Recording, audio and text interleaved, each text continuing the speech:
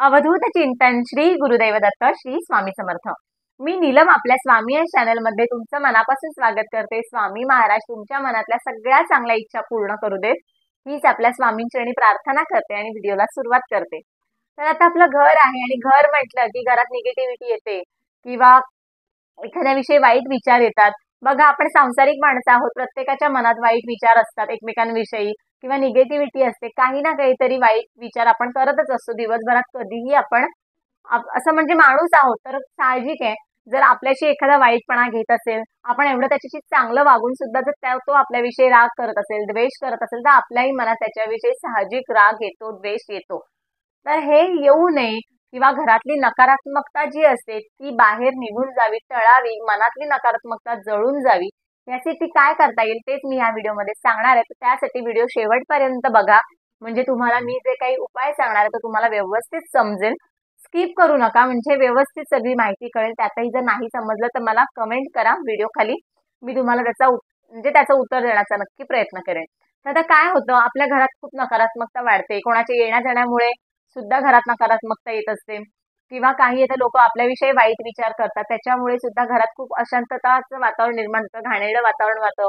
कधी कधी आपल्याला स्वतःलाच कळते की घरात की असं की खूप घरात असं अशुभ वातावरण वाटतंय, खूप निगेटिव्ह वाटतंय, आपलं मन निगेटिव्ह होतं। तर हे आपल्याला टाळायचं आहे। त्यासाठी काय करायचं, सगळ्यात महत्त्वाचा उपाय म्हणजे अशा लोकांकडे इग्नोर करायचं। बघा, मी कितीही म्हटलं इग्नोर करा तरी ते करता येत नाही, परंतु आपण प्रयत्न तर नक्कीच करू शकतो।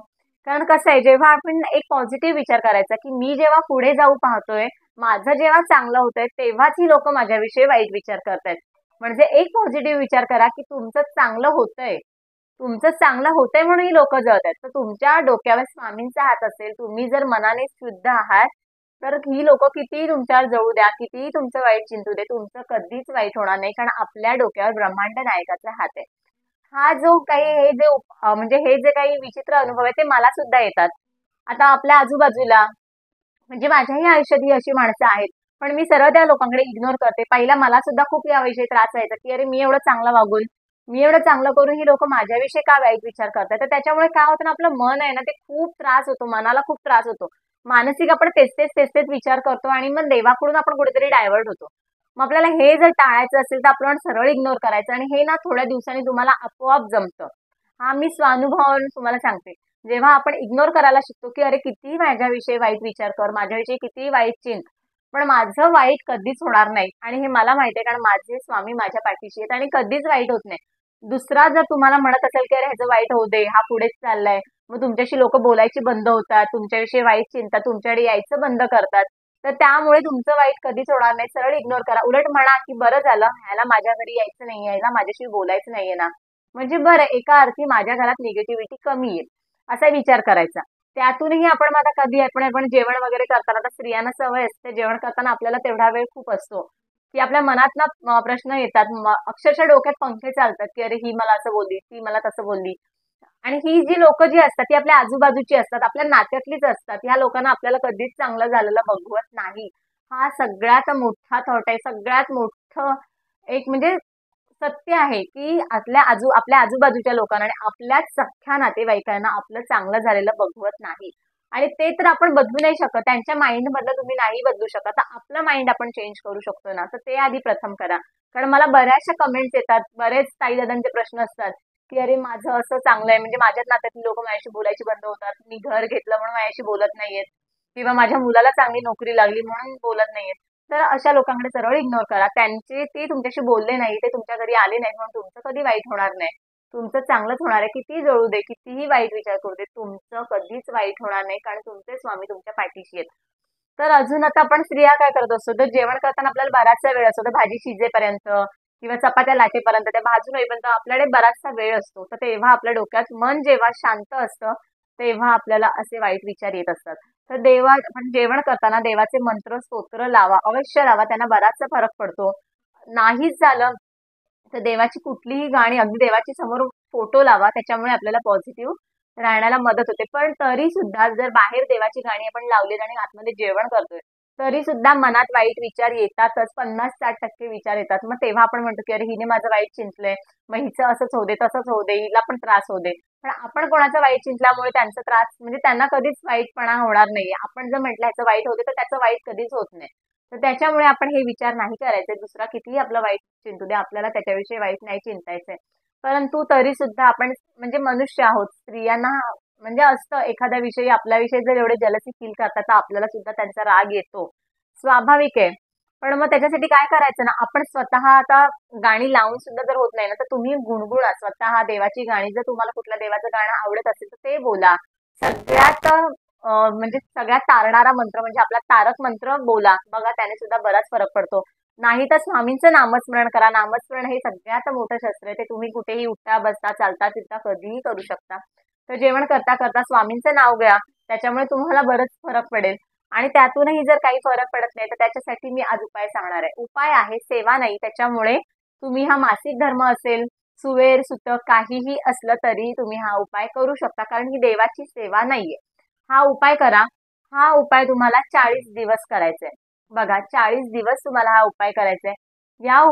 हा उपाय केल्यामुळे बराचसा फरक पडतो. तुमच्या आयुष्यात जर तुम्हाला पॉझिटिव्ह फरक घडवून आणायचा असेल, तुम्हाला इफेक्ट जर खरंच जाणवून घ्यायचे असेल तर हा उपाय कंटिन्यू ठेवा, म्हणजे तुम्हाला नक्कीच फरक जाणवेल.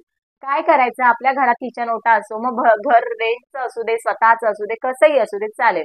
हा उपाय करताना तुम्हाला किचनच्या ओट्यावर आता भांडी कुंडी जी असतात रात्रीची ती तुम्ही स्वच्छ करूनच झोपा. बघा हा सगळ्यात मोठा एक उपाय आहे. घरातली आपली जी खरकटी भांडी असतात ती कधी सकाळपर्यंत ठेवू नका. रात्री स्वच्छ करा, ओटा स्वच्छ करा, सिंक स्वच्छ पुसा, धुवा आणि मगच झोपा. याच्यामुळे आपल्या घरात लक्ष्मी नांदते. कारण घरात जर उष्टी भांडी, खरकटी भांडी ठेवलेली असेल आणि जर तुम्ही झोपताय, सकाळी उठून घासताय, आपल्याला एक डबल कामच होतं. सकाळी आपली घाई असेल त्याच्यात तुम्हाला एक काम करायला लागतं, परंतु रात्री अस्वच्छ भांड्यांमुळे तुमच्या घरात अलक्ष्मी वास करत असते. त्याच्यामुळे कितीही लेट होऊ दे, 12-1 वाजू दे, तुम्हाला भांडी स्वच्छ धुवायची आणि मगच झोपायचे. तुमच्या घरी जर कामवाली बाई येत असेल तर ती ताटं स्वच्छ पाण्याने स्वच्छ करा, खरकटं वगैरे सगळं डस्टबिन मध्ये टाका आणि ती भांडी एका टपात ठेवून टप साईडला ठेवा आणि ओटा स्वच्छ धुवा आणि मग झोपा. तर आता काय करायचं, आपण रोज ओटा स्वच्छ धुवतच असतो. ओटा स्वच्छ साफ करायचा आणि ओट्याच्या कुठल्याही अगदी उजव्या डाव्या कुठल्याही बाजूला हा उपाय केलात तरी चालेल. आपल्या घरात मातीची पणती असते तर मातीची पणती घ्यायची, त्याच्यात तुम्हाला भीमसेनी कापराचे 2-3 तुकडे टाकायचे आणि भीमसेनी कापूरच घ्या, कारण त्याच्यामध्ये निगेटिव्हिटी शोषून घेण्याची जास्ती ताकद असते. नकारात्मकता जास्ती म्हणजे नकारात्मकता सगळ्यात कमी करण्याची ताकद भीमसेनी कापरामध्ये असते. कारण बघा भीमसेनी कापूर आपण जेव्हा जाळतो तेव्हा खूप काळपटपणा येतो. तोच इफेक्ट घडण्यासाठी म्हणजे त्याच्यातली नकारात्मकता जास्तीत जास्त शोषून घेते, म्हणून हे होत असतं. तर त्यासाठी 2 भीमसेनी कापराच्या वड्या घ्या. त्याचबरोबर 2 अख्खी लवंग घ्या. तुटलेली घेऊ नका. अख्खी जी फुलं असतात त्याला ती 2 लवंगा घ्यायच्या. त्याचबरोबर गाईचं आपल्याला शुद्ध तूप घ्यायचंय. 2च थेंब घ्यायचे. त्याच्यामुळे गाईचंच घ्या. त्याच्यामुळे बराच इफेक्ट घडत असतो.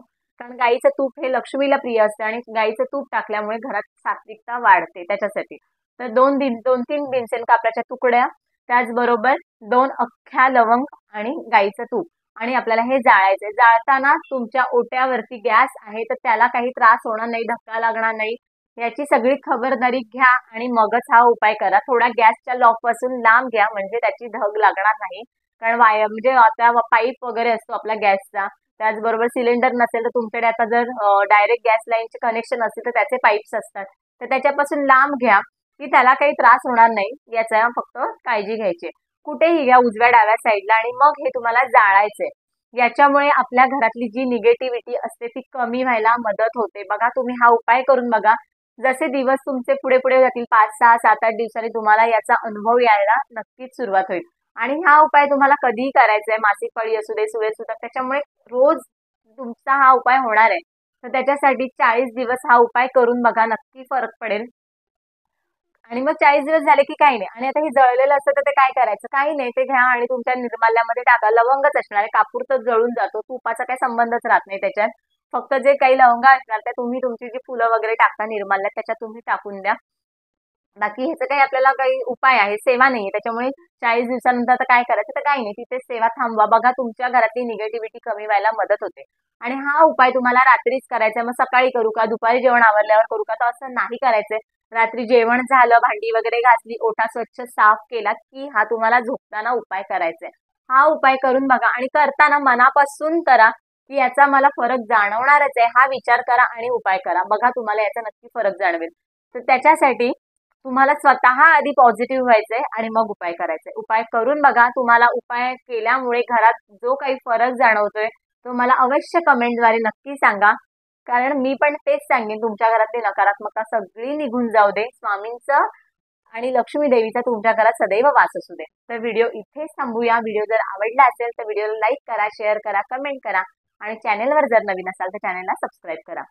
पुन्हा भेटूया अशाच एका छान सेवेमार्फत, छान उपायामार्फत किंवा स्वामींच्या छानशा अनुभवामार्फत. तोपर्यंत धन्यवाद. श्री स्वामी समर्थ.